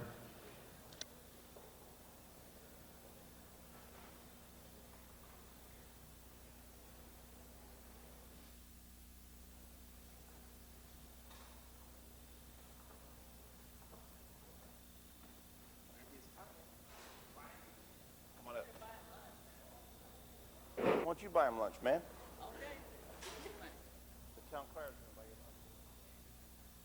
Thank you, Mr. President. I'm being joined by, and I'm doing this for Councilmember Smith. Councilmember Smith, Greg Smith, his dad passed away, and the funeral's today. That's why he's not here, or he'd be here making this presentation. And we send condolences to Greg and his family. Northridge 12 and under girls softball team. 12 and under, right? Yeah. All right. And you did something special. Northridge 12 and under girls softball team, national champions. National champions. Let's hear it for the national champions. All right. That man with the bell, he's not the ice cream man, he's the town crier. The Northridge team is the only team to go undefeated in district, which is Simi Valley, the state, Lancaster, and national competition, Mount Vernon, Washington. This is the first time that any Northridge team has brought home a national title. So we are very proud of you, ladies. The competition at Mount Vernon, Washington was tough, but the Northridge team prevailed. Among the victims of the Northridge team was the #1 ranked Washington team, a formidable team from Oregon, and a couple of impressive teams from California, but you beat them all. It's been an experience of a lifetime for all the parents, coaches, and especially the players. On behalf of Councilman Smith, I want to congratulate the Northridge 12 and under girls softball team on your title and all the hard work and efforts that went into this winning event. I know that girls practice 2 to 3 times a week and played in competitive tournaments almost every weekend for 2.5 months, which drove your parents crazy, driving you folks all around. Also want to thank the manager, Richard Sanchez. Where's Richard? Come on up here, Richard. Don't hide back there. Richard is the manager who does not have a child on the team, but has dedicated his time and talent to coaching the girls and working with parents to bring out the best in everyone. And what I'm going to do is each and every one of you is just going to come up and give your name, and we'll do it like a team coming up to bat, okay? So we'll start, and then we'll have Richard say a few words. Go ahead. We'll start with you, and then you go to the back. Go ahead. Start. So I just say my name. That's it. On the microphone. Here you go on camera and microphone. Come on over. Like my last name. That'll be your first and your last name. Come on. And your number. Here you go. My name's Sunu Massini, and I'm number 6. All right. I'm Nicole Tobin, number 12. I'm Christian Carbajal, number 7. I'm Victoria Lord, number 4. Adrian Martinez, number 8. Don't be bashful. Adriana Correa, number 96. Number what? 96. 96. Kayla Dollarbrook, number 77. Erica Strand, number 1. Alyssa Granillo, number 16. Now, who are you back there? I'm one of the coaches. Come on over here, coach. We've got 2 coaches. Ernie what? Ernie Granillo. Ernie Granillo. Ernie Granillo, and you're the coach. My name is Ernie Granillo. I'm a coach for Northridge Softball Fast Pitch. And you're going to say a few words on behalf of the team. Come on in. I just want to thank, first of all, council for allowing us to come in. I especially want to thank the kids, along with the parents, and the rest of my coaching staff for the great job we did all year. Thank you. And we have presentations for the team, all the team members. You're going to be receiving this. We're going to go to the back room and take some photos so you have photographs for this momentous event. You like City Hall? Better than going to school? Well, if you keep going to school, you'll get to City Hall someday as an elected official. Thank you all. Thank you, Mr. President. Thank you. Let's hear it for the team. Here you go. Let's go in the back and do some photos. Back to you, Mr. President. Thank you. Thank you, Mr. Zine. Mr. Parks, welcome back. You have our next presentation.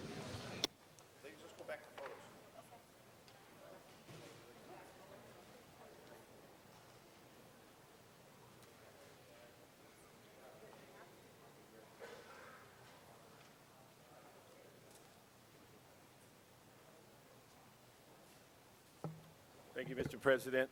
I'd like to ask Ms. Carter to come up.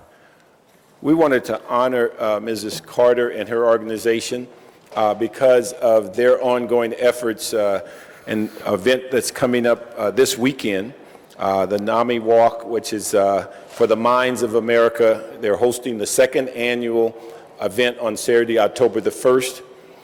NAMI is a National Alliance for the Mentally Ill. It's a grassroots self-help support advocacy organization dedicated to improving the lives of those who are affected by serious mental illness.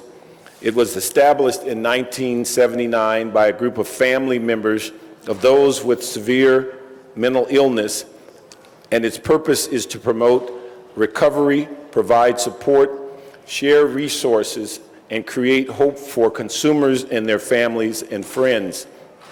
NAMI members are mostly individuals and the families and friends of people who suffer from severe illness such as schizophrenia, clinical depression, panic, and obsessive-compulsive disorder. There are currently more than 220,000 members in over 1,500 affiliate groups all over the 50 states and the District of Columbia, Puerto Rico, and the United States Virgin Islands, and also the American Samoas. And each of these NAMI affiliates chapters serves the need of a particular population. NAMI Campaigns for the Minds of America is a multi-year effort on many fronts to promote investment in recovery and to prevention and abandonment of yet another generation of Americans with mental illness and neglect and hopelessness. It unites and empowers community leaders across the nation who see firsthand the devastating impact of untreated mental illness to work together to transform the mental health care system. The campaign addresses this crisis and aims to fulfill the promises of recovery and assuring access to mental health treatment, services, and support for all Americans living in serious mental disorder. It is a nationwide fundraising effort and mental health awareness program that is being held in more than 50 communities around the country in 2005, including Los Angeles and San Bernardino County. NAMI Walk for 2005 is expected to raise approximately $5 million for the mental health system. It provides to thousands of families across the country, and they are listed in the Worth magazine as one of the top 100 charities that is likely to change the world. We have asked Ms. Carter to come today to not only honor her for what she is doing, but also to bring attention to her event in which we're inviting the entire community in Irwindale this weekend, and we're going to ask her to make some comments. We want to present this on behalf of the City Council and say thank you for your great effort. Let me get that. Thank you so much. Why don't you come up here? All righty. Thank you so much, Councilmember Parks. We are so grateful and appreciative of the efforts of everyone who has supported NAMI, the National Alliance for the Mentally Ill. We applaud you for taking the lead in making this resolution possible. We also applaud Councilwoman Jan Perry, who was someone else who supported us in our efforts. Our particular chapter of NAMI is designated and designed to impact those in communities of color in Los Angeles, and that's why the walk is so important to us, and we particularly thank you for your efforts on our behalf. We look forward to working with the City Council, Mr. President, as the years go forward in helping to end homelessness, provide more jobs for the mentally ill, especially in the downtown area, and to creating a better Los Angeles for all of its citizens. Thank you. The walk is tomorrow at the Santa Fe Dam in Irwindale. We will begin at 9:30. The walk starts at 10 a.m. My particular chapter, NAMI Inglewood, is giving a huge barbecue. We invite all of you to come out and participate. Thank you so much. Thank you very much. Thank you. We're going to go in the back. For our final presentation, I recognize Councilmember Garcetti.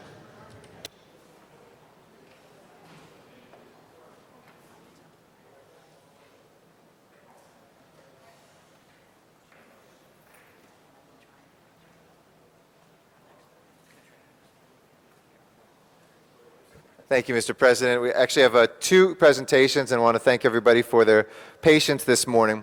Colleagues, it gives me joy to be able to celebrate and to join our fellow governments throughout the world to celebrate World Habitat Day, which is a day that we'll celebrate on Monday, October 3rd, from the United Nations, which has designated every first Monday in October each year in order to look at the importance of housing and of shelter, the most basic of human rights for all citizens of the earth. Here in America, I think all of us know just how important this right is. And I'll take the local, the national, and the international actually to illuminate what I'm talking about. Here locally, we did our first homeless count this past year with 91,000 individuals on a given night who spend the night without a home here in Los Angeles. 91,000 people in Los Angeles County, which unfortunately gives us the title of being the homeless capital of the United States. No other county has that many. Secondly, as we look at Katrina, in the wake of Katrina, how so many people have lost their homes, and I'll refer to this again in a second because of the guest who is with us today, but we have seen that with the impact of natural disaster, man-made disaster, of what it means to somebody who loses their home, who loses their city, who loses their neighborhood, loses family and other loved ones as well. And then as we saw after the tsunami attacked in Southeast Asia and parts of South Asia, what the impact also can be throughout the world, where you literally had millions of people who were displaced by an act of God, something that was completely outside of their control. These all serve to illuminate just how important it is that we take shelter and habitat seriously. There are 8 goals that were part, I know, Mr. President, when we had the Secretary General, Kofi Annan, in these very chambers, and I think it was a motion of your own in which we embraced the Millennium Development Goals here in Los Angeles that we embraced. And so many of them are focused on making sure that people have a decent and safe place to live. When you look in the United States of America, where 37 million people, including close to 13 million children, live in poverty, it hits home for every municipality, every small town, every large city in America, just how important it is that people be able to have, again, that decent place to come home to at night.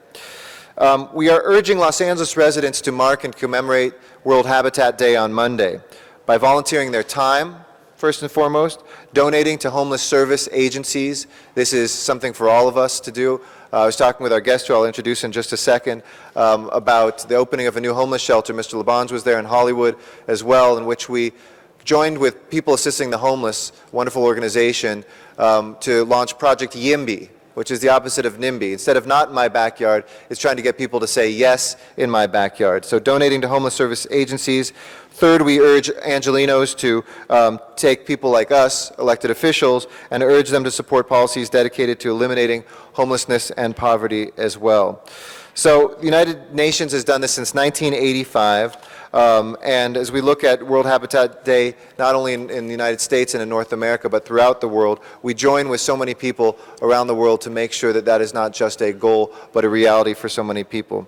It's been my great joy to be able to get to know Dr. Brad Paul, the Executive Director of the National Policy and Advocacy Council on Homelessness, also known as NPACH. It's based both in Washington, D.C., but it's an organization also based in New Orleans. And we were just talking in the audience about the impact of what that meant. We have before us somebody who has not been able to be in their own home, an irony for somebody who works on trying to get homes for so many other people here in the United States. So I hope that you will welcome Dr. Paul. We'll be able to hear. Also, Rob Wilbanks, who is a Director of Development and Communications from NPACH, is also with us today. But I hope the few folks that are left here in the room will please give as rousing a round of applause as we can for Dr. Paul and hear a few words from him. Thank you. Thank you very much, Councilman Garcetti. We certainly appreciate the recognition of World Habitat Day. Thank the Council. Thank your hard work in particular. And as you have laid out quite eloquently, housing instability is a problem that faces every community. Both locally, nationally, and globally. The numbers are staggering. 3.5 million people will experience homelessness each year. 15 million people will pay 50% or more of their income on housing, and 37 million people live in poverty, and that's probably a conservative estimate. As Councilman Garcetti just referenced, the Katrina disaster and the Rita follow-up have created a devastating blow to the Gulf Coast. Literally overnight, hundreds of thousands of people are without home, job, or health care. So this is an issue that is front and center in our consciousness every day, and it seems to me that World Habitat Day on Monday is an appropriate time and a great opportunity to think through the great housing crisis that we're faced with this country and begin to look for global solutions as laid out in the UN's Millennium Development Goals. So thank you very much for your work, and we're very happy to be here today and Monday. Thank you. Thank you very much, Brad, and I want to thank you for your advocacy. It is groups like yours that have helped us be able to have the political will to open new homeless shelters, to have the Affordable Housing Trust Fund, to lead the way despite some of the things that are working against us right now in Los Angeles. I know that we are making headway and that your work inspires us to continue to do that. So it gives me great joy to be able to give you this to commemorate your work and to celebrate World Habitat Day, and we hope all Angelinos will join in as well. Congratulations. Mr. President, one other presentation, if Dee Capelli, if you'd like to come forward as well. Thank you for your patience as well, Dee. It's, I know, been a long morning. Dee Capelli is the mother of a transgender male to female daughter. And she, here in Los Angeles, I think you can see, I know Mr. Labange in his district, Santa Monica Boulevard, part of my district, we see often transgendered community that sometimes is overlooked and forgotten, sometimes moves back and forth between West Hollywood and areas of Hollywood.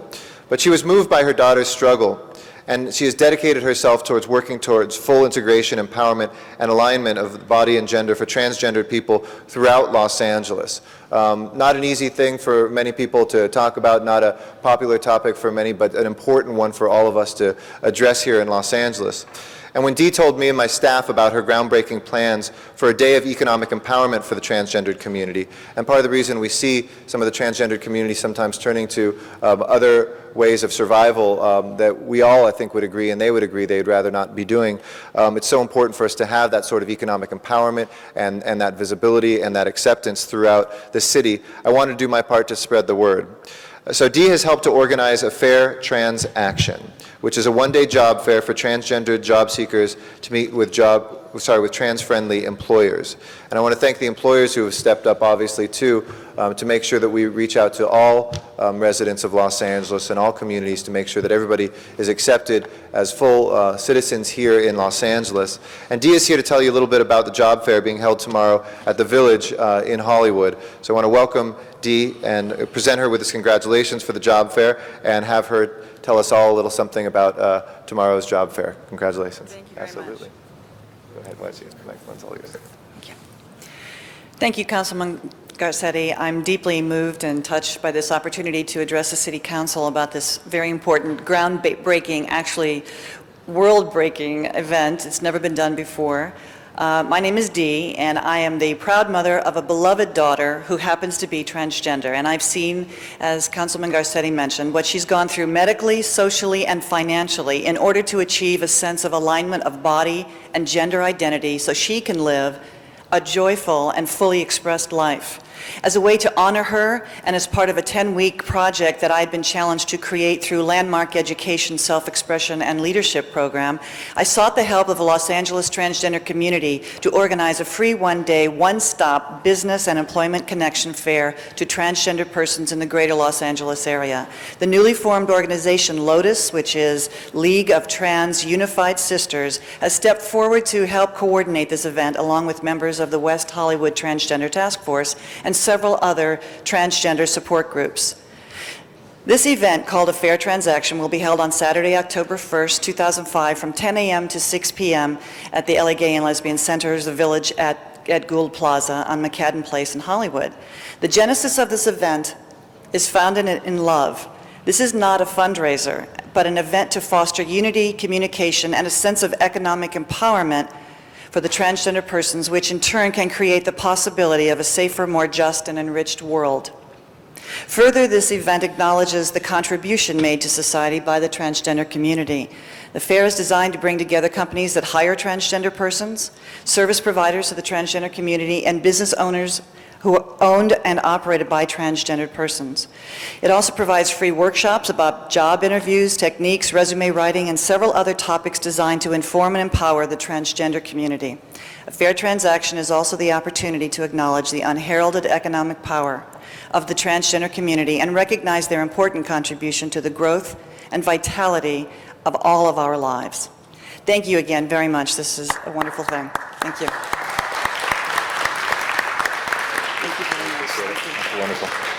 appreciate it. You're very welcome. Anything you can do. Thank you very much, Mr. President. Thank you, Mr. Garcetti. This concludes presentations for today. And as we mentioned before, we have lost a quorum. All matters still on the desk carry over to the next council meeting, which will be October 11th, Tuesday, October 11th. Anything else before adjourning for lack of a quorum, colleagues? Seeing none, then we're sorry, folks. The meeting is adjourned. We don't have a quorum today.